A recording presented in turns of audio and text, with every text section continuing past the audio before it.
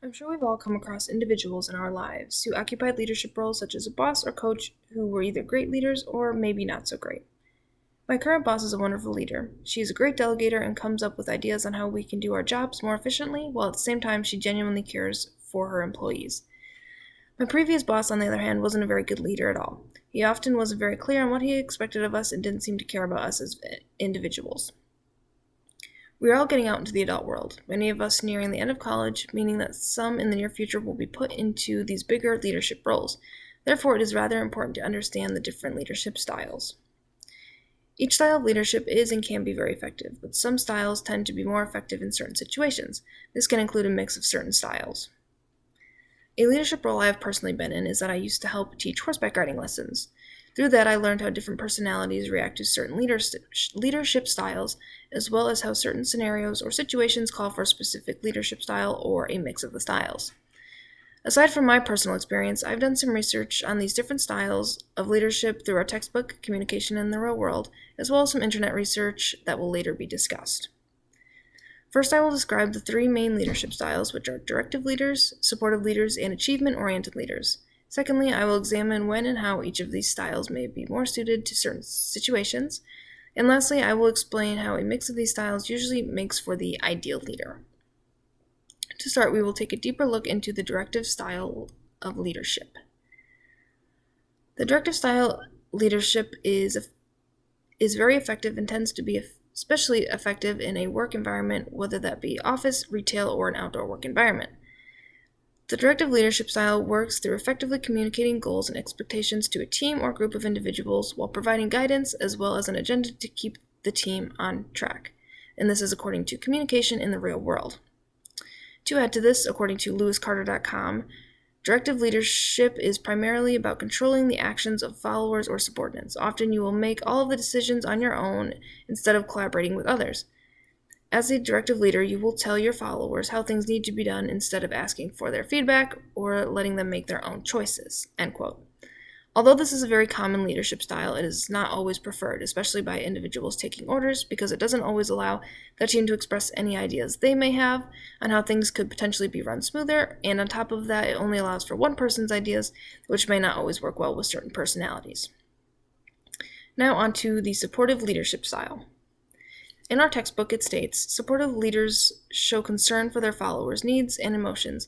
They want to support their group members' welfare through a positive and friendly group climate. These leaders are good at reducing the stress and frustration of the group, which helps create a positive climate and can help increase group members' positive feelings about the task and other group members. End quote. For me personally, I find supportive leaders to be the best because when I feel supported by someone, I find myself wanting to do the best job I can for them, both in quality and quantity of work. Another description I found to be very accurate was from corporatefinance.com.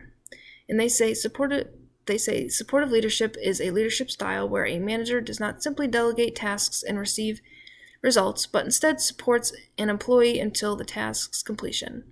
A major upside to supportive leadership is that the manager will work with the employee until he or she is empowered and skilled enough to handle tasks with minimal supervision in the future. End quote. I even asked a few people from my work which of the leadership styles they preferred, of course, after giving them a brief description of each, and most of them said that they preferred the supportive leadership style because they feel more connected to the leader, and the additional support always gives them motivation to do a good job. And lastly, I will examine and discuss achievement-oriented leadership.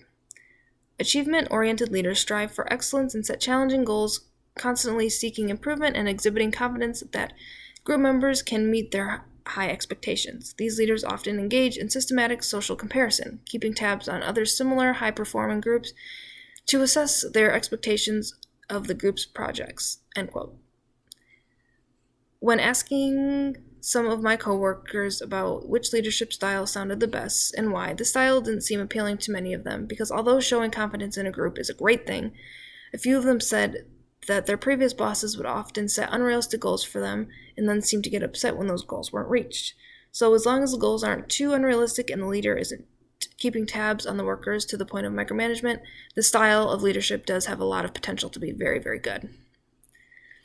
To conclude, directive leadership is a very common style of leadership, but isn't always the most effective. It works through giving direct orders and tends to be rather strict. Unfortunately, this leadership style doesn't allow for new ideas as it doesn't take into account the ideas of the team members.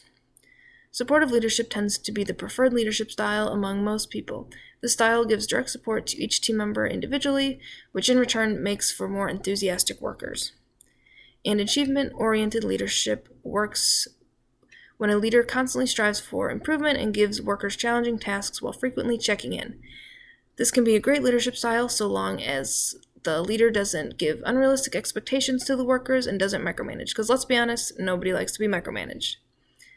Each style of leadership is and can be very effective, but some styles tend to be more effective in certain situations. This can include a mix of the styles. In my personal opinion, after having taught people before and being put in certain leadership roles, and after this research, I feel that a mix of all three leadership styles is the most ideal, but with supportive leadership more so being at the forefront, and then directive leadership and achievement-oriented leadership being at the back, because I feel that those two have the most flaws compared to supportive leadership. So, like I said, a mix of all three would be ideal, just supportive leadership being maybe at the forefront. Everybody appreciates being supported. I've never met anybody that doesn't really like to feel supported.